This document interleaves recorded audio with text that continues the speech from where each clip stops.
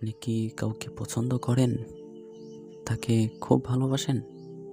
জীবনসাথী হিসেবে আল্লাহর কাছে মোনাজাতে তাকেই চান? আচ্ছা, কি বলে মোনাজাত করেন? হে আল্লাহ, জীবনসঙ্গী হিসেবে তাকেই আমার চাই। অন্য কাউকে জীবনসঙ্গী হিসেবে চাই না। এটা বলেন কি?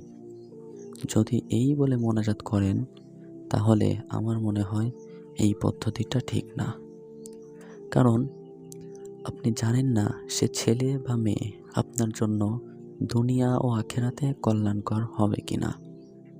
আপনি হয়তো খুব মায়ায় জড়িয়ে গেছেন, তাই বেশি আবেগী হয়ে আপনি মনে করেন যে কোনো মূল্যেই হোক তাকেই আমার লাগবে, তাকে পেলেই আমি খুব খুশি হব।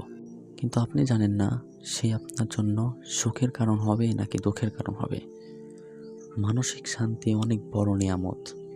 কত লোক পছন্দের মানুষকে বিয়ের পরেও সারা জীবন মানসিক যন্ত্রণায় ভোগে। সে যাকে সুখের কারণ ভেবেছিল তার জন্যেই জীবনটা এখন জাহান্নাম মনে হয়।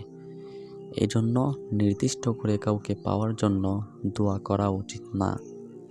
আপনার কাউকে ভালো লাগতেই পারে, সেই ভালোবাসার মানুষের জন্য এইভাবে দোয়া করেন: হে আল্লাহ, মানুষটি যদি আমার জন্য দুনিয়া ও আখিরাতে কল্যাণকর হয়, তাহলেই তাকে আমার জীবন সঙ্গী হিসেবে কবুল করুন।